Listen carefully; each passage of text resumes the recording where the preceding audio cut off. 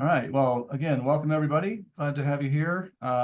We are excited to present the fractional advantage, how, when, and why to utilize a fractional executive. Little housekeeping. We are going to be recording today's session, and we will share it after the words on social media and LinkedIn primarily. We're going to chat a little bit. We got a few things to go over, about 45 minutes. Then we're going to save the last 15 minutes for a Q&A portion. So if you have questions, please submit them using the Q&A button at the bottom of your screen at any time, and we will answer those at the end, most likely. If we don't have time to get to all the questions, we will definitely share our contact information, and we can follow up with you directly after the fact. So there's three of us on the panel today. Myself, I'm Dan DeGolier. I'm the founder and CEO of Ascent CFO Solutions. We're a fractional CFO firm. We've been around since 2011, based in Boulder and Denver, Colorado, but we serve clients and companies nationwide, generally high growth companies from startup to scale up.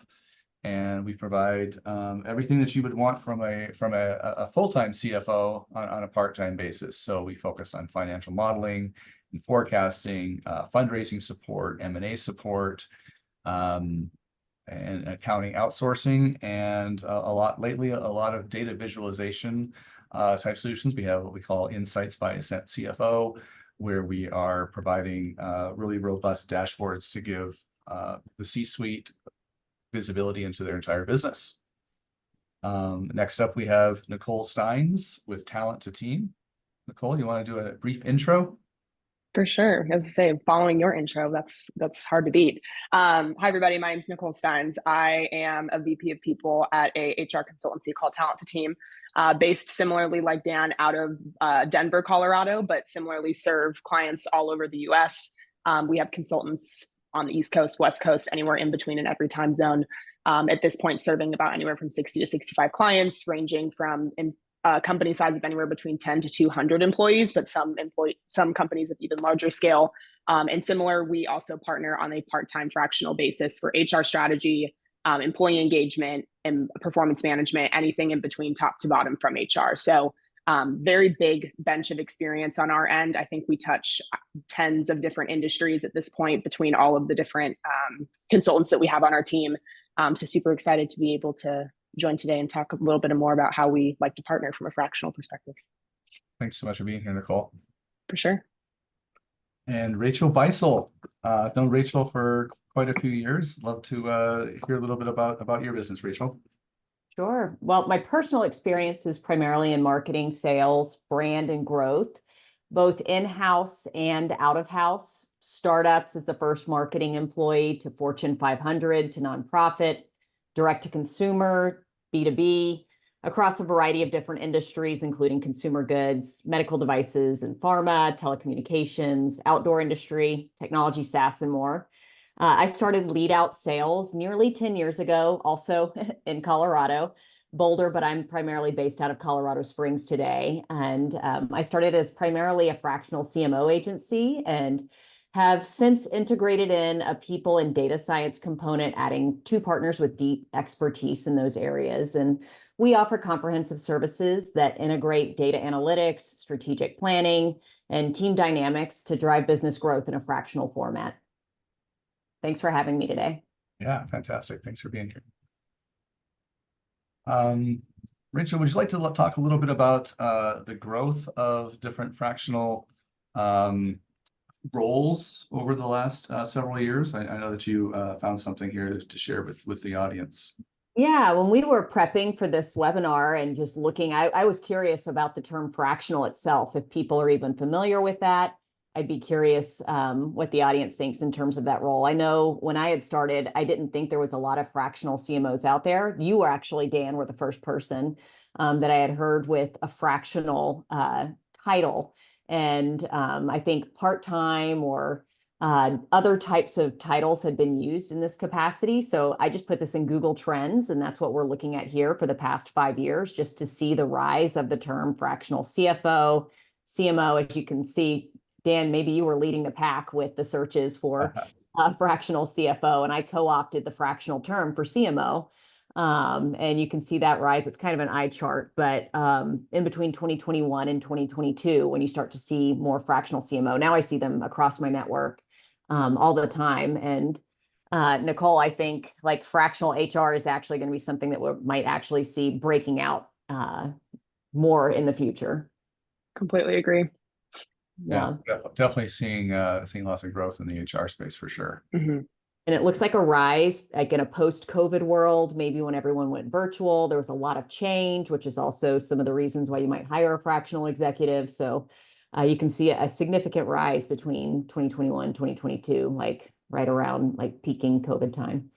Yeah, during the pandemic, we definitely saw we saw some growth. We saw a lot of companies recognize that they needed to figure out a way to be virtual, and so I think there was definitely, we saw some more adoption of the model during the pandemic shutdown. Sure. All right, well, let's jump into the next slide. Awesome. So as we were preparing for this, we were thinking about, what are some reasons that it might make sense to utilize somebody in the fractional space, and a few items kind of bubble to the top. I'll talk a little bit about the first one. What we find is that you can be, you get what you need when it comes to an hourly, in our case, in the case of a fractional CFO and fractional accounting folks, your needs aren't necessarily, full-time employees at different roles. And so there's it can be very cost effective to get what you need when you need it, from the standpoint of a CFO and a controller and senior accountants and financial analysts. We find that to really be a valuable and very, very cost-effective way to handle functions. And I think these three categories of your panelists today are in particular can be cost-effective, in which you get what you need from finance and HR and marketing. Yeah. I completely agree. Yeah, from a cost effectiveness standpoint, especially from the HR space, what we've noticed is there's a lot of clients that come to us where they're coming in very early. They're in that very early stage. They're maybe not ready to hire an actual full-time HR person, because comparatively to some roles, HR typically is strictly an expense, right? We're not a revenue generating role. We're specifically just there to help build the people foundation, hopefully, obviously build up a better foundation. So that way, when they do start that scale, they get the right people in the right seats early. They don't have as much turnover, which can obviously, we all know, be very costly. And so for us, we found that the partnership that we're able to have from a fractional capacity is really advantageous for clients, in the sense of how much money they're able to spend and not having to bring on a full-time executive. So they're able to expertise. They're able to build that foundation early to set them up for success, which ideally even leads to a longer partnership from the fractional capacity. But at some point, obviously, it could potentially make sense for them to hire full-time, which we can help do that too. So we found it to be, for a lot of our clients, a very, very good model, especially, again, for the earlier stage, for those that maybe aren't ready to make that full-time hire, but they need that expertise to set themselves up for success. Yeah, we do the same thing. We'll definitely reach. There's a point. There's kind of an inflection point when one of the people on the team who's doing from our team doing fractional work for a client, where they reach a point when, and it usually starts at a lower level, right? It's time they need a full-time senior accountant, so we'll help with that, or they need a full-time accounting manager. And eventually, as time grows, as time goes on, they'll need a full-time controller. People can go a long time without needing a full-time CFO if they've got a really good accounting stack beneath them. So we definitely see a sort of a organic growth within the clients in that regard.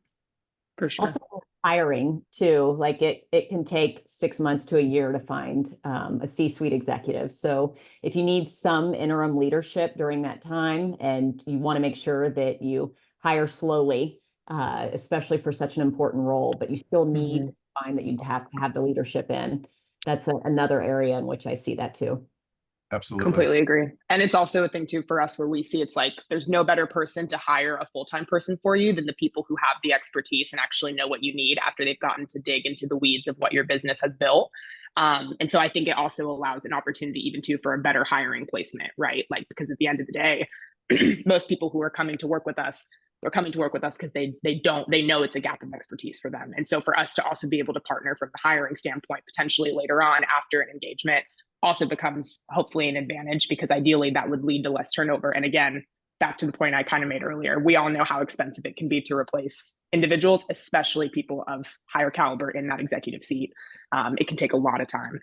100%. Yeah, no, I agree. And I think, and on the second bullet, I think, startups, startup companies, people wear a lot of hats. There's your, you've generally are getting people who can handle different function operations plus accounting and administration and in some regards. And so, when you reach a certain point, and so the bullet says zone of expertise, the idea that you can bring in a professional who is really good, and you can use them a day a week or a day and a half a week or more or less, where they know that, they, in the case of finance and accounting, they've been building financial models for decades, and they have raised multiple rounds of capital in the millions of dollars, and so you get somebody on your team for a little bit, who's very, very specific in their skill set, and can provide things that I call it buy by the bite.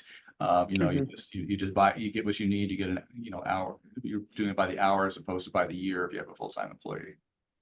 And Dan, one of the things that I like that you do, and Nicole, I actually heard you mention this when you were introducing yourself about having 10 different vertical or industry expertise. And Dan, I know as you've grown and scaled your firm, you've added industry expertise as well as a part of that. Right. So if you do need a particular fractional executive that understands supply chain management or manufacturing or SaaS, you have a bench ready of people who already know the KPIs associated or whatever the growth metrics might be, and can get them up to speed very quickly too. Yeah, 100%. Yeah. Started in tech, and we have a lot of clients that are software and SaaS and other tech companies. But yeah, as we've grown, we've had the opportunity to bring a lot of people with a lot of construction experience and nonprofit experience and healthcare and so on and so forth. So that's a good point. Yeah, for us in particular too, with that, it's been interesting because as some people may know, compliance is a heavy topic for us that we deal with a lot with clients. And depending on the industry, there's a lot of different nuance when it comes to compliance related items, that to the point that you kind of made, Rachel, being able to go somewhere where it's we have a bench of expertise of people who have worked across various industries. That takes out so much time, especially in the case of needing to get expert help immediately. You're able to go directly to the source instead of having to sort through all the resumes, do all the interviewing, figure out if their zone of expertise actually aligns with what you're looking for in terms of what you need in a hire. And so for us, that's been a super big advantage, especially given our model. We partner directly with clients. So I myself do client work, partner with clients every day. But there's a lot of times things that come up, even in industries that I have worked in, that I don't even know the answer fully. And so I'm able to go, tap on the back door of a lot of our other consultants who have experience in, again, various different industries. And we're able to partner together to bring that solution to the client, which has been super helpful for us, because it's, as you guys probably have figured out, it's there's new challenges that come up every day. And I feel like the resources you have to lean on get more and more because the problems get more complex, but obviously that makes it fun. But we've seen a huge need for that in terms of being able to come in and really provide that expertise, especially given certain industries. Because for us, the compliance piece can become a big piece of that can get complicated very quickly. Yeah. And who has time for that if you're trying to build a business and grow a business? Exactly. Yeah. Rachel, you kind of touched on the idea of interim in addition to fractional, and this third bullet, customized engagements. I mean, there's other value there as well. We see situations where we might we've helped a company raise a round of capital. They're running along smoothly, but now they want to implement a new ERP system, and so NetSuite or something. So we can bring in, we're not going to be the implementers, but we have people on our team who have been involved in implementing NetSuite and can help manage that. So we can bring in other resources to help with particular engagements, particular projects, and help them. We might and bring in other maybe third-party resources to do our R&D, tax credit studies, or valuation firms to help with so we can do 498 valuations. cybersecurity audits is something we've started providing to clients. So I think there's an interesting when you have a partner that a fractional partner that has a breadth of resources, you're able to bring in other specific project help. Yeah, definitely never try to do your own ERP system with hire an expert for that. Speaking from experience there, but yeah, like what you were saying, I mean, in terms of customized engagements, advisory needs like raising capital and like actually having your picture on the board slide or the fractional executive slide. I know that that's something that's really important, that you can offer some of that expertise, but they're at a funding stage or a revenue stage that they aren't able to hire you in full time, but they still need that leadership. That it makes it easier in terms of, well, it's not easy raising capital, but it's definitely helpful to have that expertise. And I think like other types of customized engagements that I've seen, like transitionary periods. So if there's like if they're going, most of the time it's when a company is going through a transitional period. So like change in ownership or rebranding, and in my case, restructuring, and you need some seasoned leadership to help like navigate that change, or scaling operations, what like you did in your Series A or like early stage, you might need to hire different people for a scaling operation, or you might need different leadership, or you might need some training. That's another thing that we do a lot of, is helping train people who maybe were really great at that growth stage, but now need to delegate and understand that there's other places that they need to be focusing their attention on. Management gaps, we've already kind of covered that. And like strategic projects, oftentimes I'm brought in to help build out like a new line of business that they haven't tried before. So that's another like low cost way where they can hire somebody who has expertise, who has done it before, and help them identify whether or not this is even a good avenue to pursue. Mm-hmm. Yeah, in terms of the customized engagements too, we actually see also, and you both have kind of mentioned it in a capacity with the mentorship piece. We partner even with some of our VPs that are consultants on our end with other HR teams that actually some of our clients already have internally, just to get more knowledge, firepower, have somebody that can help guide them. We find that there's actually a number of clients that come to us that they have somebody that maybe they just promoted into that leadership seat that has never been in that seat before. And so they want to provide a resource of somebody like us that has the expertise, has the years of experience to be able to coach them and help guide them along to make sure that they're set up for long-term success. I can't tell you how many times, especially from the HR standpoint, people get promoted way too quickly, way too early. They get set up for failure. They're not the right person to be able to continue. And it's not that they may not be the right person. It's just that they don't have the resources or somebody to be able to lean on to make sure that they're going in the right direction and they're thinking strategically about the things that they need to. That goes to even just for HR teams at different, companies that we've worked with.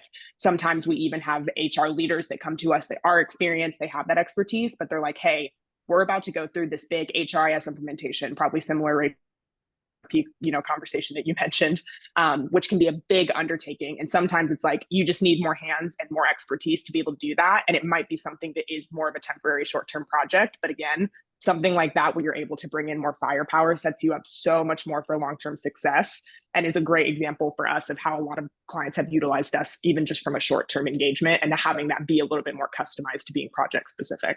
That's an awesome point. It reminds me of another area that we sometimes engage with clients in. That's where we might have a client with a full-time controller on the team who wants to grow into a CFO, wants to get more involved in FP&A, financial planning and analysis, wants to go deeper on all of that, but they don't necessarily have that skill set to be able to help build a really robust model and be able to raise a round of capital. But they want to learn.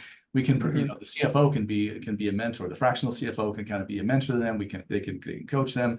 The CEO might not have a finance background quite frequently, and so we can, and so that can reduce turnover as well, because if you hire a full-time CFO above that full-time controller at the client, they may just see a ceiling above them. They just feel like, how can I advance here? How can I really, grow into a VP of finance or a CFO role eventually? But you bring them a mentor and somebody who can coach them, review their work, guide them. That can be a really great way to keep that controller engaged and help them grow and eventually roll into a potential larger role at that company or elsewhere. So that's for awesome. sure. And no, not a shameless plug. That's also great for your company culture, doing that and showing you're investing in your employees and wanting to do that. 100%. But yeah, I completely agree. It's a great model to be able to do, especially too if you've had somebody that's been with the company a long time. You know, they've been successful in all the roles and they just want to take that next step. It's like for them being able to see the potential and understand that and getting a resource similar to us to be able to partner with them, that speaks volumes of how the company views them, the success they want to ensure that all their people have. It's a great way to be able to honestly, and just from an employee engagement standpoint, also boost morale regardless of the team that you're specifically working on. Yeah, love that. Love that. Let's talk a little bit about economic cycles. Does anybody want to start out with, on that topic? I mean, if you I look can. at, well, go ahead, Nicole. Oh no, you're fine. I was about to say I can definitely speak to this because I know I mentioned earlier HR is a unique position where we always joke that every company needs it, but it's always typically the first role that ends up potentially getting impacted in times of economic hardship. And again, it mainly goes back not to the fact that the expertise isn't valued, anything of that regard, but it's more so just that at the end of the day, HR is also a role that isn't revenue generating. And so a lot of times when you do go through these economic cycles, especially more in a low period, it's typically sometimes the first roles that are looked to be leaned out and those teams to be leaned out or eliminated altogether. And so for us, we've actually, and I don't think I mentioned this earlier, but our consultancy is actually founded in 2020, peak COVID, right at the start of everything. And we've done nothing but grown since then. And I think a big part of that is because a lot of companies see the need of, hey, this is still a function that we need. It's just that we can't support having it being a full-time function that we're paying a yearly salary for, whether that's for 1, 2, 3 people. We need to figure out a way to still be able to leverage and have this because we know it's important, but do it in a way, going back to that cost-effective point, that makes sense for us.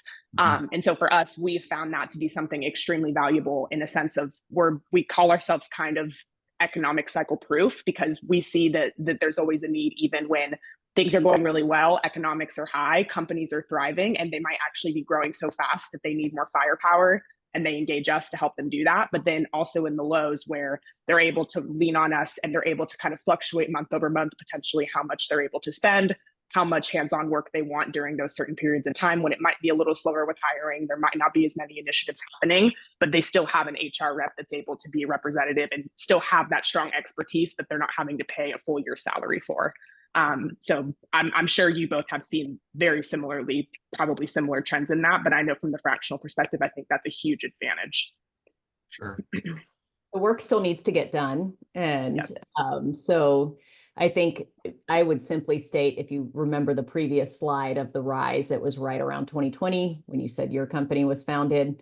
I think that people are much more willing to work also with a fractional executive too. It seems like it's been something that's adopted in the lexicon, and I think just more contracting resources in general, probably perhaps from 2020, Dan, you already mentioned that, at least from COVID and having to go remote and do that and find good talent everywhere too. Yeah, for sure. So, in a down market, I think the rumors of the recession were not exactly founded. We didn't go deep into a recession, but we certainly have seen, a slowdown in capital raising and some more pressure on valuations and things like that in the venture world. And so I think, and there are definitely some companies who have struggled more. And so as you start to look at cost structure and maybe you have we've seen situations where somebody had a full-time CFO, that CFO gave notice. And it's like, well, we still, like you said, we still need to get the job done, but maybe we can do it more efficiently. Maybe we can automate some things and we can bring in a really qualified expert who can do it on a part-time basis and save money to can still get the job done for a period of time. So, I think you both covered the idea, up cycles, down cycles, there can be value in and it's not just staff augmentation. It's more than that. It's being having a really proactive person on your team on a part-time basis who can get things done. And speaking of getting the job done, and you can avoid sometimes internal politics that maybe have been pervasive in a company for a while.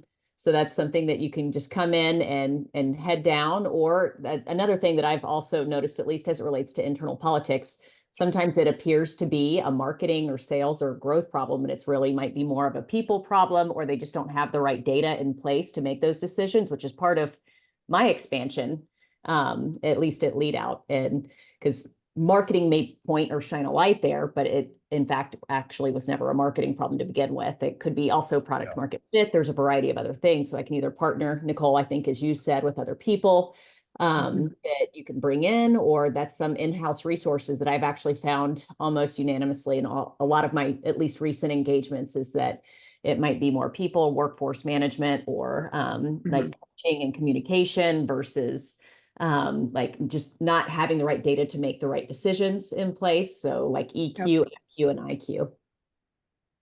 Yeah. Yeah, no, I love that. Yeah, there's no, come in, do the job. Don't need it. We're not empire building. We're not doing the things that might occur in some companies with depending on their culture. So, great. Let's keep moving. Go to the next slide here. So how to engage with a fractional executive? We've got some comments here.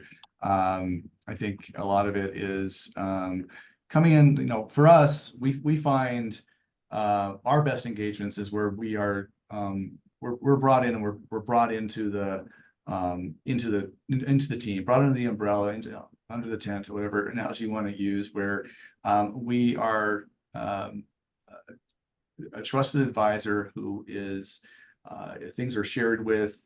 They are open to a third-party opinion, somebody who comes from the outside, who has been around the block a few times, and might have some alternative views or some new ideas to bring about. And so we find that to be super helpful if we've got somebody who is a client who wants to engage with us and wants to hear our opinions, and is not going to keep things too close to the vest, and has open arms, I guess.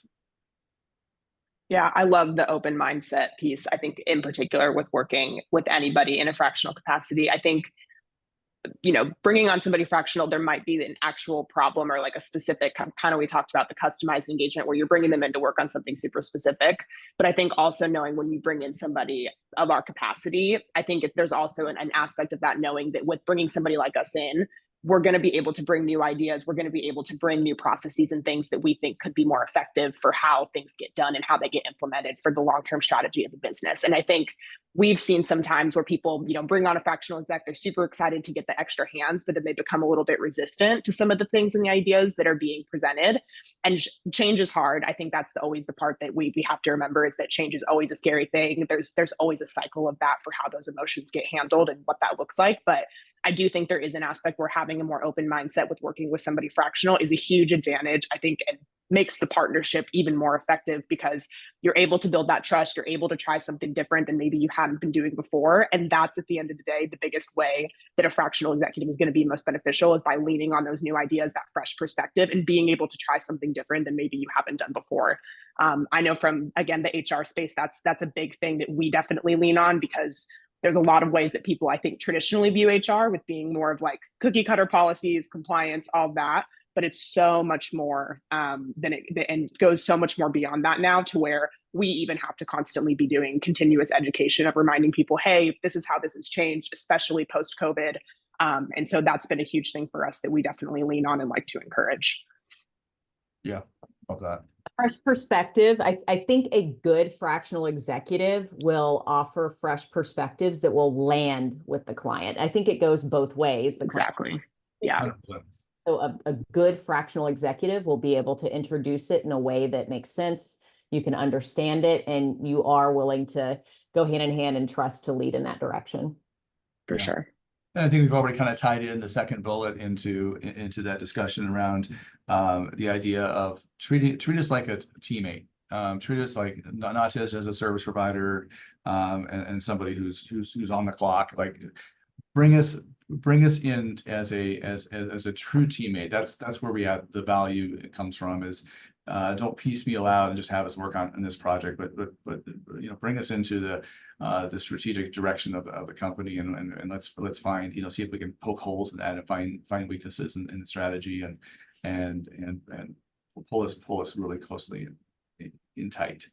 Yeah, and that like being a deck like that I was talking about whenever you're raising capital, that can be like integrating into your systems, like your communication, your internal chat, Teams, Zoom, different things like that. It can also look like sharing all of the I mean, obviously you would have to have financial reports, and I think all of us would in that capacity, and also being willing to share the real problems that you have, and a trusted confidant in that, because that's what we're here to solve. And I think in a previous slide, you had talked about we're not empire building. Like, we come in and we want to solve problems, and that's where we are exceptionally skilled at and have done it for hundreds of businesses before. So that's you're going to get the most bang for your buck. If you talk about cost efficiencies, that's where you're going to get the most bang for your buck, I think.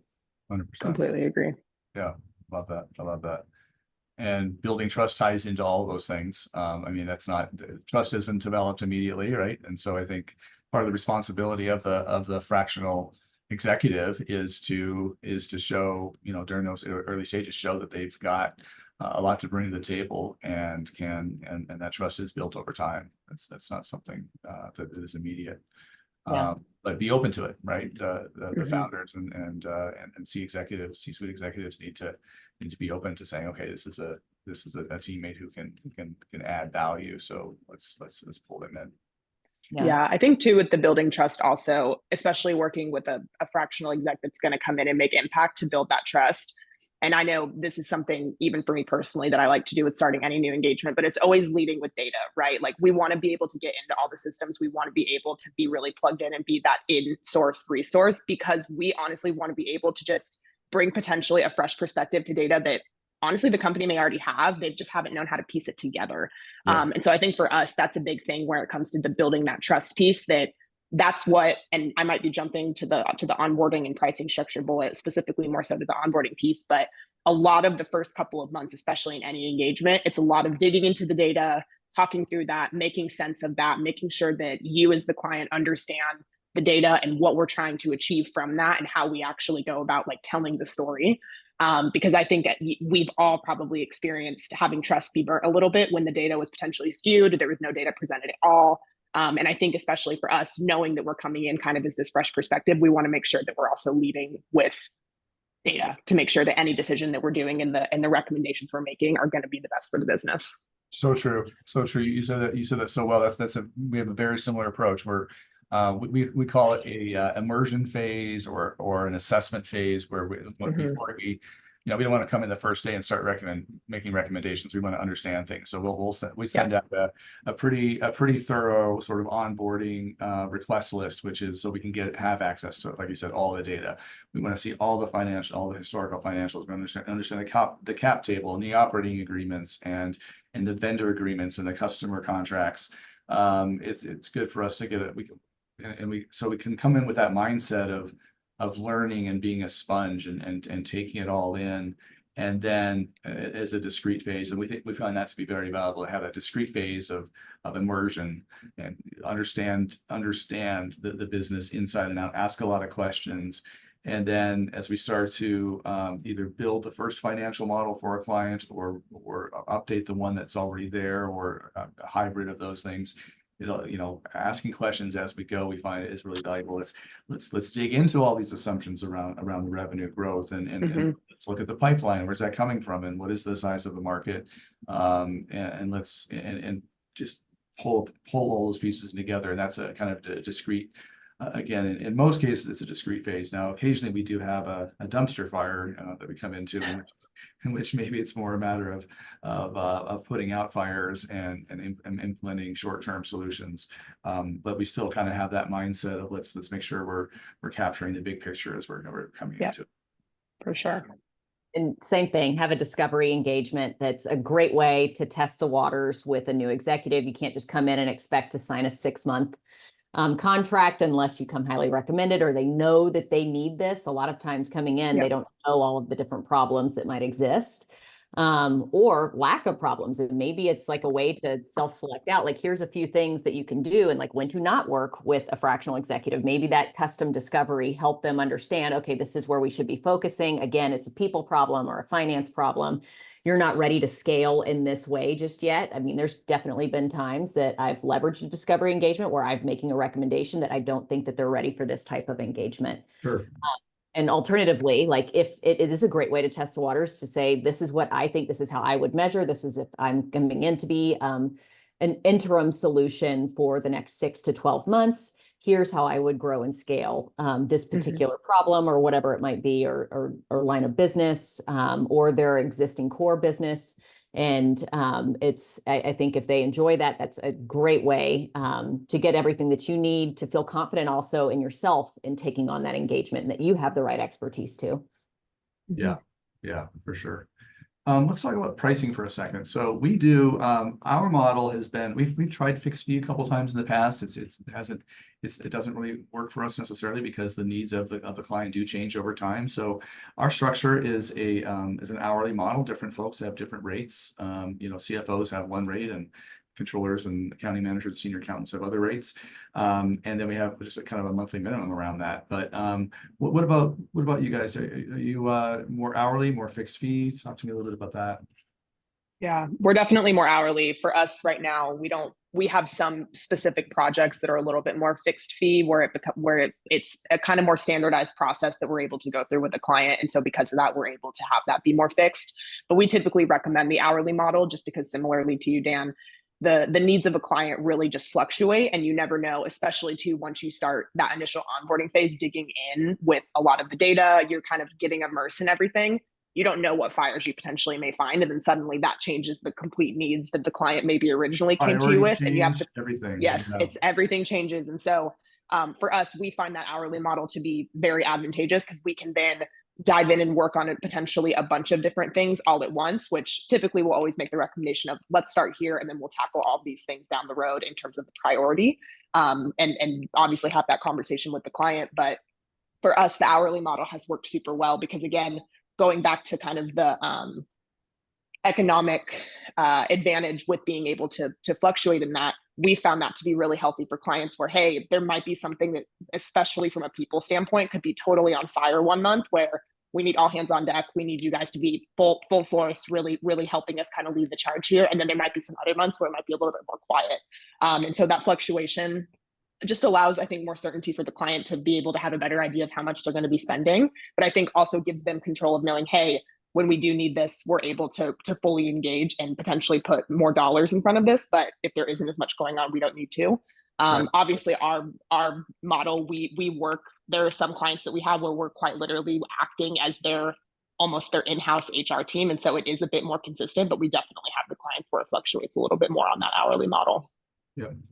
Yeah, and we'll do fixed as well as hourly. Like the discovery engagement that I was talking about is often a fixed engagement. We also have day rates if we're coming in for a particular engagement that's really focused on creative execution or a very specific project. And then if it's a little bit longer term engagement, it's usually like a fixed fee per month with a minimum 3 to 6 month engagement period. Also, I think maybe I might differ a little bit than you both in being a long-term solution for clients. I think I'm more like, my thing is like, it's get in and get out. To me personally, for what we're working on, if we're focused more on growth and scale, we're getting the right talent in place, or we are building up the systems and processes for that, or we've proved out a particular line of business. And in doing that, then we obviously wrap everything up really nicely in an offboarding engagement, and then working with other clients. So that's where I think that kind of is a little bit different, and our pricing model might reflect that. There are some project specific work that's hourly, and we have like a low end estimate and a high end estimate because oftentimes we're working in times of uncertainty, so we don't actually know how much it'll be. And I think we would all agree that a fixed fee is actually probably worse for us because we might end up having a ton of work. And usually most engagements I feel like are very heavy up front. And then you start to prove things out and get in the groove over the course of the time, and then maybe more so when you're wrapping things up. Yeah, and we very frequently will at least scope, a client wants to know how much it's going to cost, right? They see the hourly rates, but like, what is it really going to cost? And so we'll very often scope out what the kind of the high end and the low end, what we think it's going to take. Again, for that immersion phase, kind of being a discrete thing, we say it's going to, we're generally saying it's going to take 20 to 40 hours for us to do that really deep dive with a CFO and another person to run in. And so we will it's hourly, but we do provide kind of a scope. And if a client has a not to exceed number, then we're gonna make sure we communicate before we go there, so that we can stay obviously within the client's budget for that. But so for the audience, I would just make sure that you understand there's multiple options out there. Different firms are going to price differently and are going to have a different type of pricing structure. So take the time to understand what works for you and how and what their philosophy is and how they approach that. So that's that topic there. I think the last bullet point on this slide, for us, we really do work closely with the partner channel. A couple of them are right here. Talented Team, Lead Out Sales are two firms that we have referred to business to and have received business referrals from. And again, in our world, CPAs, firms for tax and audit preparation. We've got a preferred partner we use for R&D tax credits. We've got some firms that we refer for valuations, bankers and commercial bankers, investment bankers, attorneys. I mean, the network is really what has provided us our growth, but it also is we want to be highly collaborative and find we never take referral fees or any kind of kickbacks or whatever you want to call it with other clients, because we find we understand our clients' unique needs and what they're looking for. So we're going to find the best bank for them or the best attorney for them that someone in our network that we think is really valuable. So I think that's another power of using a fractional firm. And again, with the Ascent CFO, we've got over 40 people on our team, and so we've all got our own networks, and so we can communicate within. We'll use our internal Slack channel and say, hey, we're looking for an attorney with this kind of a background and skill set with this unique thing, with franchising or whatever it might be. And so who do we know? So we can leverage the expanded network of our entire team. I find that to be a really valuable resource for our clients. Yeah, big plus one to that. I think for us too, especially in the HR space, not only for helping to hire an HR executive that a client might be looking to bring on full time at some point, but I think too, any open roles that we're helping to hire them with, right? Our networks become a big asset to that, especially just given, all of us have worked in-house at one point or another. And so I think it just opens more opportunity to get better quality hires and candidates in when you're able to expand and leverage the network of somebody that you're partnering with. And so we always like to have that be something that we definitely talk about, because we have had situations where it may not even been for an HR role, but it was somebody that came very, very well referred from one of our consultants networks of, it was maybe even previously a previous CFO that they worked with or partnered with while they worked in-house, or a CMO. And for us, that is always super helpful to be able to come to a client and say, hey, this is somebody I've actually worked with personally. They helped me execute XYZ. They, showed this impact and this growth while during my time working with them. And that ends up being a slam dunk for a lot of our clients, being able to provide that kind of help, especially for potentially higher level roles where those searches, as we've discussed, can take a long time and be very costly. So the network is definitely a huge piece.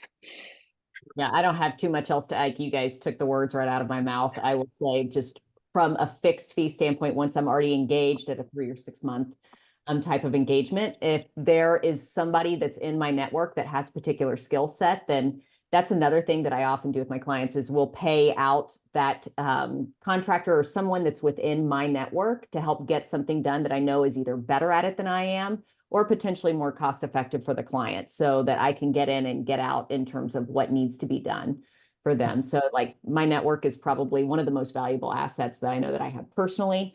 And I think it's kind of the Colorado give first. Like that's one of the things that I love about working here too, is that you're going to get 10x whenever you give. And it's very, it's not reciprocal in the sense that you're doing it to get something. It's like truly wonderful.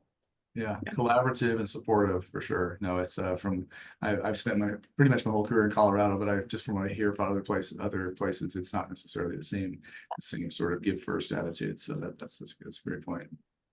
Next slide. So when to engage with a fractional executive. And so this is not really tongue in cheek, sooner than you think. I have found personally that clients, first time founders usually wait a lot longer than founders who have already it's their second or third or fourth business, or maybe they've potentially had an exit. We find from a finance perspective, I'll speak to that first, is that if they've had a company before and they had an exit, they might try to get by with a $35 an hour bookkeeper for a few years, whereas a serial entrepreneur is going to I want it set up the first time. I want my chart of accounts the right way. I want to have a forecast. I want to have my revenue recognition set up properly. I want to have that process in place at the beginning. And start thinking about the business and the growth and the go-to-market strategies and all those things, a lot sooner than maybe other companies might say, oh, I don't want to spend money on that quite yet. And I think a lot of us can be pretty cost effective in those early days and find ways to make it work. So you really do have the right processes and things set up. And in some cases for us, it might just be that project. Let's set up process, and then you can go work with a less expensive resource in the short term until you've reached beyond MVP and have first revenue and things like that. Yeah, definitely. I think a lot of people, especially in early stages of a business, they think, I'm a people person, I can manage people. And then suddenly when something goes wrong, especially in the case of potentially having to let somebody go for the first time, suddenly they're not a people person.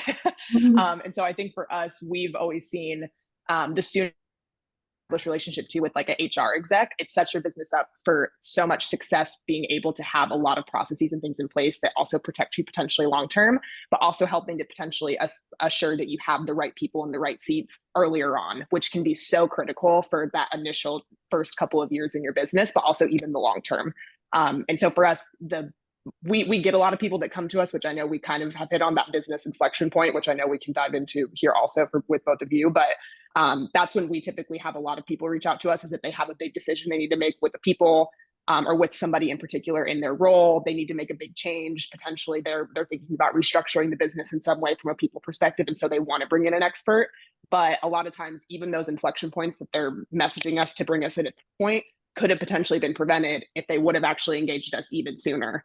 And so we always say, in our opinion, the sooner you can engage an HR rep, again, even just from a fractional perspective, before hiring full-time, the better, because it just allows you to set up your people function and ideally just the whole structure of your business from a people and talent perspective for so much more success long term. A gut check will likely be cheaper than a fire. Always. Always. Yeah, for sure. For sure. Love that. Yeah, for us, when we think about inflection points, it's usually a company that's reached a point when they've outgrown the way they've been doing things, right? So they're looking to raise their next round of capital, and they need to have some more robust forecasts and predictive elements. Maybe they've raised a round, and now they have an institutional investor for the first time, and they need to have a much better monthly reporting and KPI reporting and things like that. Or maybe it's a bootstrap business that hasn't taken outside capital, but suddenly they've reached a point in time where they've got product market fit and starting to scale, and they've got to really manage their cash, because you can be a fast growing business and still run out of cash because of all kinds of working capital factors. So a lot of times that's where we're seeing people ask me well, when should we engage, or when should I make an introduction to a company? It's when things have changed and now we're the way we've been doing things no longer works. Yeah, we definitely see too. I know I talked more about people coming to us more so with the fires that you could more so consider business inflection points, but I think also And I think for all of us, right, the periods of rapid growth when a lot of businesses really hit that big growth spurt, I think that's a huge point to definitely engage somebody from a fractional capacity in any of our seats, or even anybody in a seat that isn't on the panel with us today. And I think it ties more directly into setting up processes for scale, right? That's the number one thing that we always see, especially from an HR perspective, that ends up being a huge thing for a lot of times we have to come in and almost untangle is processes that weren't set up for scale. Yeah. All of a sudden they've gone through this huge rapid growth, and it's great. They've hired great people. They have all these things, but internally the operations and how people are doing things aren't set up for success because they just hadn't prepped everything for that amount of scale and that amount of hands to be in the pot. And so I think for us, we always say, when you're about to make your first kind of big group hire, you're thinking about what the needs of the company are going to be in another year, and you're realizing you're going to have more people internally. That's a great time to engage anybody fractionally in any seat, mainly to ensure that you're kind of, you're heading in the right direction for scaling the business, because it's a lot easier to do before you need it, right? Yes, 100%. Once you started, once you're in the middle of scaling and now you're trying to put those wheels on while you're going down the highway, it's a lot more difficult. So yes, understand now that once you've proven that you've got a company that has potential to scale, get the process in place. Yes, because it's a lot harder to recreate process and try to train potentially 300 people on it than it is to create the process, train 40 to 50 people on it, and then you just get to retrain as part of onboarding all those folks that come on thereafter. And obviously there will be iterations to those processes that will likely need to happen, but you won't be starting from scratch and trying to get everybody on board. The change management is a lot more manageable from that perspective when you do it earlier. It's a lot more painful. Yeah. Yes. Let's avoid the pain. Yep. Yeah, and then scaling that, also scaling up leaders within the company. I know we've already talked about that on a couple of previous slides, but like the direct mentorship, I think is a really big point, because when you're scaling a business, I've already mentioned this, that the people that maybe helped grow it from Series A to Series B might not be the ones that take it from C and beyond, and helping them just see the forest through the trees, or even adding extra hands in that area. And like I said, testing like a new line of business instead of scaling that up, you can test it with fractional executives. It's like a build versus buy strategy in that. And then once you prove it out, that's when you can then really focus on the scale side. And in terms of like, I just had more of a question. Dan, I see that you're typing in some questions there, but I actually was wondering, like, when would it not be a good time to engage with both of you in your business? I had talked about like for me personally, if you know, like your specific need around, like, I need this branding piece, maybe you reach out to me and I refer to you a creative agency, but that's not necessarily going to be my wheelhouse, or you need something that might be a lower level task that it doesn't make fiscal sense to bring me in for that. But I do have someone in my network that I could refer to you. I know I've done that.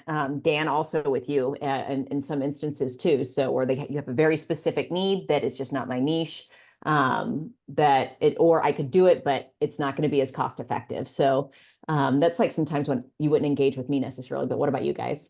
Yeah, I would say for us, it's when the model kind of breaks at beyond halftime. So, right, you're going to pay more on an hourly basis for a fractional CFO than you would for a full-time CFO. But so we generally find that clients outgrow us once they have needs of 2.5 or 3 days a week of a CFO.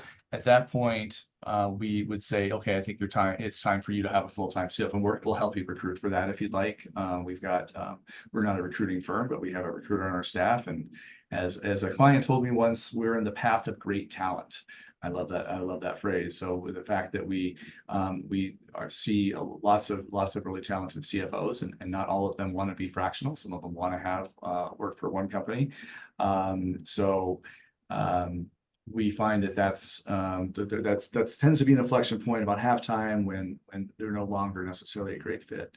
I think that's the best example I have. Yeah, I think for us, we always make the joke internally that we're not lawyers and we're not accountants. And I think it's because a lot of people assume, because we typically, from an HR perspective, partner so closely with both of those functions, whether it is a general counsel or in-house legal team, and then also a finance team, often HR ends up being, a big partner or are running payroll entirely. And so people assume that they can come to us with like very heavy specific tax related questions. And so typically when it's things of that regard that come to us, and I would say this probably applies more so to the legal side, there's definitely times where, we can advise from an employment law perspective, and we know the certain things that we can and can't do in certain scenarios, but sometimes we do recognize when it goes beyond our wheelhouse, and a general counsel needs to be engaged to be able to help support that specific need.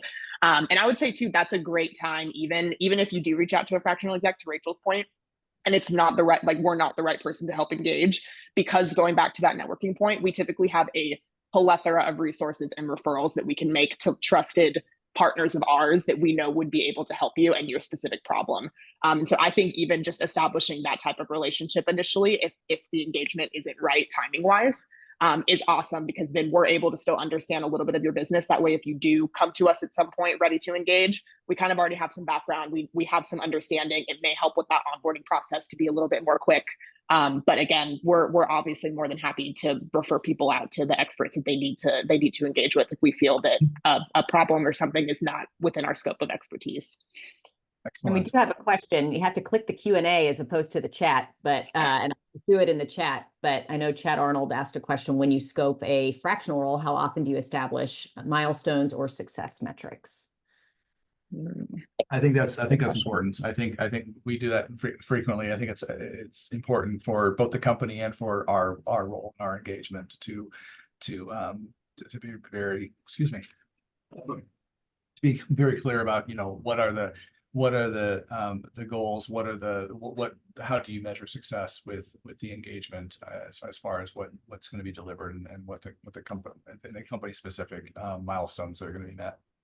Yeah, it's similar. Like it depends on where they are. Do they even have milestones or KPIs? So it's more of a how to do it and when to do it. And let's start to establish a baseline, so that way we can see, is there historical data that we can then take in and model out? Like, do you have enough information to actually create a forecast if you're looking at like your sales revenue? And like basing that off of historicals? Do you know seasonality in your business? Like, so there's a lot that's teased out in the discovery part. And then also just taking, if they're a little bit later stage and they already have some KPIs, which is great, then we can actually analyze that information and see, okay, here's where we're starting to see some gaps, or areas of opportunity and focus. So I think it truly depends, but like as early as often as possible. 100%. Yeah, I think also too, a very close partnership with the exec team that we're partnering with for determining these is also critical. At the end of the day, I think when we're looking at the metrics and different things that we're getting access to, and then we're able to have those conversations and partner really close with the exec team, we're then able to potentially level set, hey, these are the milestones and the metrics that you should be targeting, because it potentially could be completely different than what the client maybe had in mind of what success looks like and some of that. And so it's actually a conversation where we have to help reset expectation of like, hey, we can actually do more than that, or I think do better than that based off the data that I'm seeing, or hey, this is actually going to take a lot more time. I think we need to reset what this looks like. Let's have a conversation.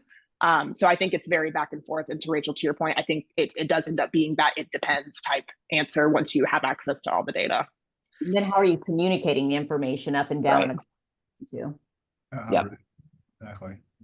Well, great guys. I think we're just about out of time. I think timing is perfect. We've covered questions as we went. If you want to reach out to us, you can reach me at reach Ascent at info@ascentcfo.com. I know the other email addresses for the others are in the email invites, and we're all active on LinkedIn, so you can find us out there. But I want to just thank everybody for being here, and I really want to offer a special thanks to both Rachel and Nicole. It was really nice spending an hour with you guys. And yeah, thanks everybody for joining. Thank you. absolutely. Bye. Thank Thanks. you. Cheers. Bye. Bye. Bye.